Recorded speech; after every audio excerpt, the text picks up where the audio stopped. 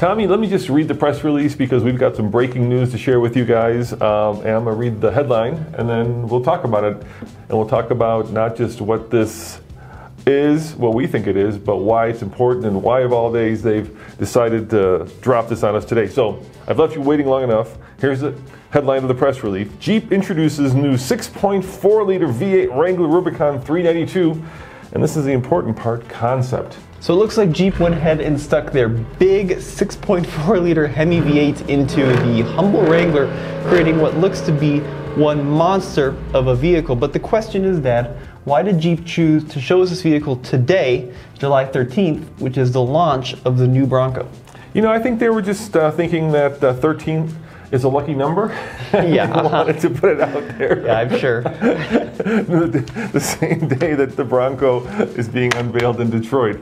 You know, let's talk about the numbers and then we'll talk about what we think this is. But the important, of course, number is that it puts out 450 horsepower and 450 pound-foot of torque, and according to Jeep at least, a 0 to 60 time in less than 5 seconds. So now you've got a Jeep Wrangler that can shame many sports cars in an all-out drag race. A little crazy, isn't it? And I think a lot of you guys out there love the Wrangler. Yep. It's a very popular vehicle. Yep. You know, one of the most iconic American off-roaders ever built. Yep. But it gets a lot of criticism for its choice of engines, which include the 3.6-liter V6, a 2-liter turbo.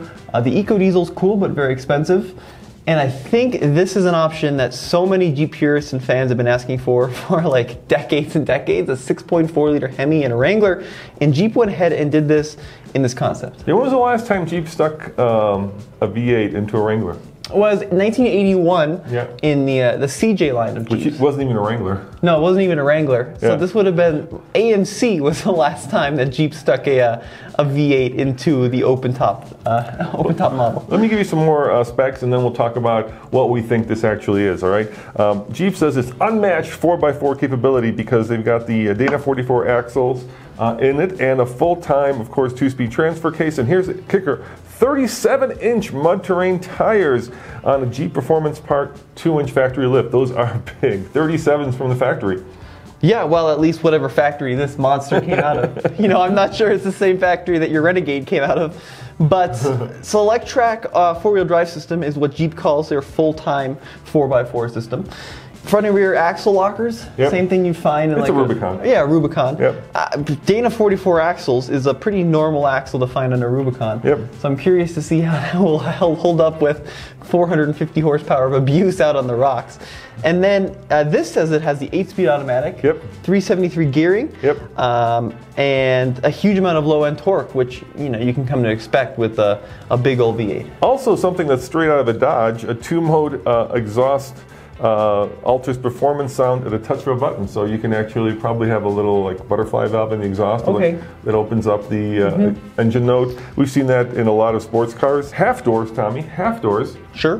Why not? Granite, crystal paint, and bronze-colored accents on the tow hooks, spring, shocks, and wheels and badges. And of course, inside it's got unique features, red rock colored leather with gold stitching and a performance steering wheel. So let's just cut right to the chase. We think this is probably one of the concept Jeeps that Mark Allen designed for the Easter Jeep Safari that obviously didn't happen this year because of COVID. Jeep decided that maybe they're going to take a concept that usually is something that builds interest and builds enthusiasm for the brand and actually not just roll it out on the day that the Bronco is being unveiled, but perhaps even build it. I mean, it still says concept, but it would be very difficult for them to make a splash with something like this and then not build it. Well, in their press release, they don't necessarily confirm or deny whether or not it's coming to a dealership near you.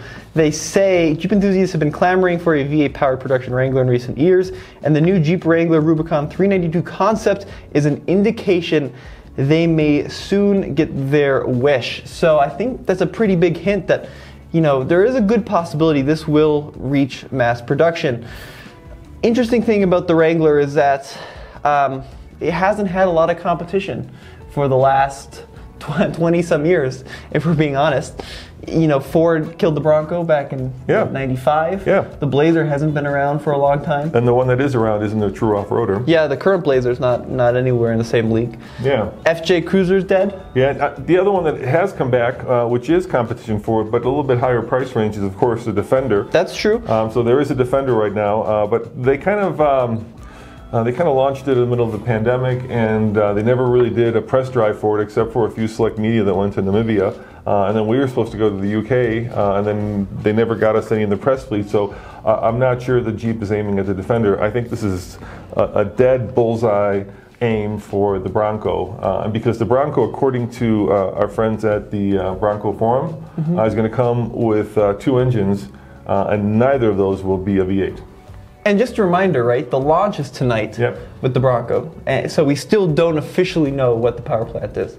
But based on what we've seen from the guys at the Bronco 60 forums, it's going to have one of 2 engines, like a 2.3 liter EcoBoost and probably a bigger EcoBoost as well.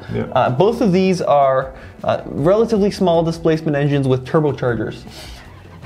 Jeep went in a whole nother direction with this concept. They really harken back to the old school American days where you take a light chassis, you throw in a massive V8, give it some big tires, and then see where it will go.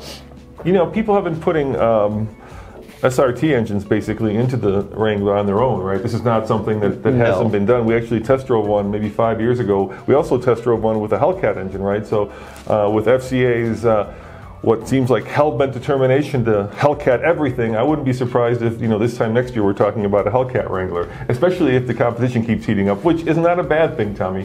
There is a caveat though. We did get a comment on our last video when we started talking about this, where somebody who claimed that they have worked in the assembly plant said that they actually have tried fitting a V8 into a Wrangler and that it wouldn't crash test. Whether that's confirmed or not, I can't say because it isn't confirmed, but it is certainly an issue.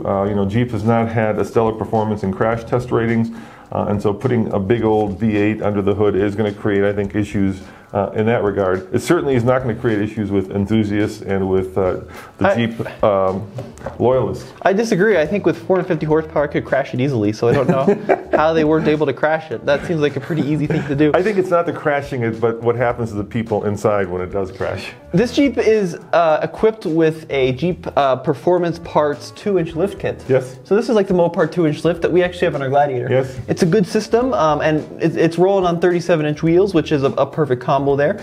Realistically, tires. 37-inch tires. Yep, I just realized that. Yeah. Realistically, I think that this is something they could probably bring into production pretty quickly. Yeah, pretty quickly, because they crank out these lifts left and right. Like I said, they have the lift, they have the power plant, they have the vehicle. It's just a question of can they make it work?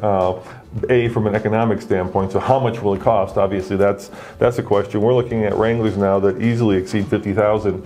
I'm guessing this is more of a $60,000 Wrangler. Oh, Dad, I think it's more like a $70,000 Wrangler. It could be, yeah. That EcoDiesel we just tested was 64 grand. Yeah. So this could be easily into the 70s. So whether it works from an economic standpoint, that's one question. Are you guys willing to spend? Let's be conservative and say this is a $65,000 Jeep without any options, and probably top $70,000 with like that $4,000 power top that they're showing.